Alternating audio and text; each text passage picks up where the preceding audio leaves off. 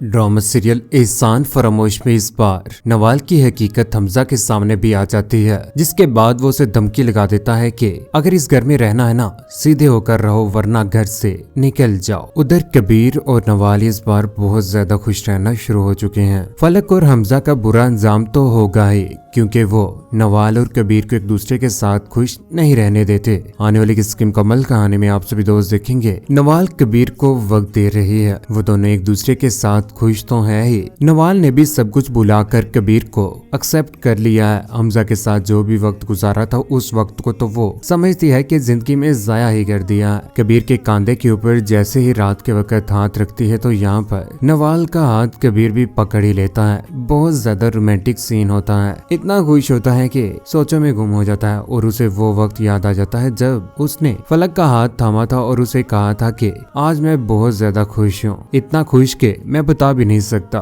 मुझे इस बात का शिद्दत से एहसास हो रहा है कि तुम जरूर मेरी नेकी का कोई सिला हो। लेकिन हकीकत वो नहीं थी।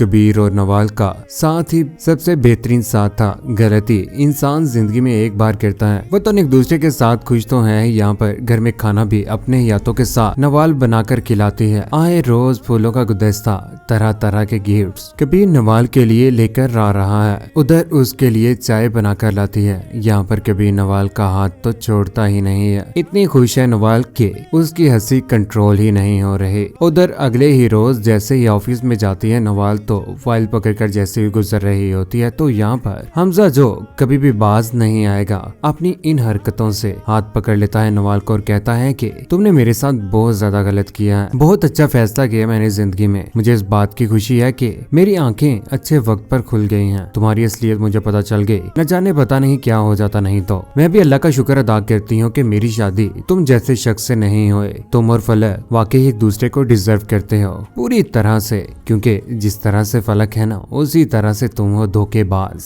मेरी जिंदगी तबाह की और फलक ने भी, जिसको हमने शुरू से लेकर आज तक पाला। तो क्या सोच रखते हो तुम के वो तुम्हारे साथ बेहतर हो जाएगी? मेरी माँ जिसने मुझसे भी ज्यादा फलक को चाहा आज तुम्हारी वो बीवी बनी हुई है। मुझे धोखा देकर मेरे साथ झूठ बोलकर देख लेना, जब तुम्हारी आंखें खुलेंगी ना तो बहुत ज्यादा देर हो चुकी होगी। उधर फलक का रोज घर से बाहर जाना हमजा से भी ये बात बर्दाश्त नहीं होती। इस बार वो कुली कुली सुना ही देता है फलक को भी। कहता है कि बस फलक कल से तुम ऑफिस नहीं जाओगे और घर में ही रहोगे, इसमें तुम्हारी बेहतरी है। फलक जिसे ये गुलामी बिल्कुल भी बर्दाश्त नहीं है। वो तो शुरू से लेकर आज तक आजादाना तरीके के साथ जिंदगी गुजारना चाहती थी, लेकिन आज दोबारा से हमजा के साथ फंस चुकी है। उधर चाय पी रही होती है, उसके पास नवीन आ जाती है। नवीन तो बच्ची ही है, उसे जरा भी समझ नहीं है। लेकिन फलक जो बच्चों से भी बड़ी बच्ची बनने की कोशिश कर रही होती है, नाजो नखरे दिखा रही होती है। यहाँ पर चाय जैसे ही पी रही होती है तो नवीन उसे हाथ मार देती है और यहाँ पर वो गर्म चाय फलक के ऊपर गिर जाती है। उससे ये बात बर्दाश्त नहीं होती, गुस्से में आ जाती है। अंधी हो तुम,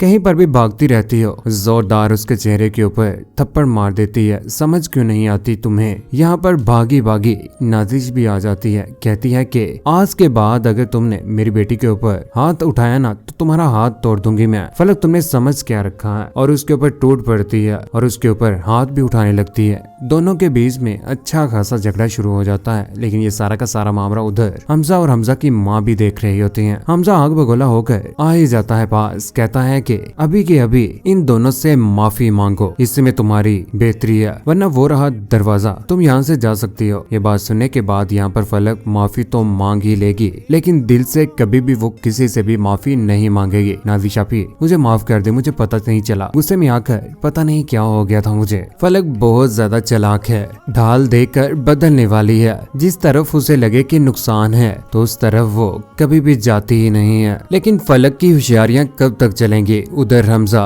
जिसने इस बार सोच रखी थी कि वो कबीर को और नवाल को एक दूसरे से जुदा भी करेगा और उनकी जिंदगी भी तबाह कर देगा, लेकिन ये सारी की सारी चालें उसकी नाकामी रही। इस बार हमजा के ऊपर केस होने वाला है जिसे पुलिस पकड़ कर ले जाएगी, लेकिन लेकिन फलक अकेली होकर रह जाएगी। फलक को तो कभी भी नाजिश और उसकी माँ ने एक्सेप्ट ही नहीं किया था। गार्ड्स को कहकर धक्के मारकर उसे भी घर से बाहर निकाल दिया जाएगा। हमजा के सामने भी इस बार हकीकत आ ही जाएगी जब मारिया घर में होगी तो यहाँ पर फलक के साथ बातें कर रही होगी। फलक भी बता देती, कहती है कि कभी तो अच्छा था लेकिन हमजा तो उससे भी ज्यादा बुरा निकला। मैंने जिंदगी में बहुत बड़ी गलती कर ली कि अपनी बहन के साथ धोखा किया और कबीर के साथ भी। आज देखो ना हमजा जो मेरी जरा भी इज्जत नहीं करता। ये सारी की सारी बातें हमजा भी सुन लेता है और पास आकर कहता है कि मैंने तुम्हारी सारी बातें सुन ली है, तुम बहुत बड़ी धोखेबाज हो। अपनी बहन को धोखा दिया। नवाल जिसके साथ मैं इतनी ज्यादा मोहब्बत करता था, मेरे और उसके दरमियान भी तुमने नफरत पैदा की। बेहतर होगा कि यहाँ से चले जाओ। मारिया तो यहाँ से भाग जाती है, जिसके बाद फलक को भी हमजा इस बार अपनी जिंदगी से निकालने वाला है। ड्रामा सीरियल एहसान फरामोश की कहानी हमें ये बात का सबूत देती है कि हमें जिंदगी में कभी भी झूठ नहीं बोलना चाहिए और कभी भी दूसरों का बुरा नहीं चाहना चाहिए। एक ना एक दिन हमारा भी बुरा हो ही जाता है। जिस तरह से फलक के साथ हुआ, जिंदगी में अकेली हो जाएगी, कबीर के पास जाएगी अपनी बच्ची लेने के लिए, लेकिन खाली हाथ लौटेगी।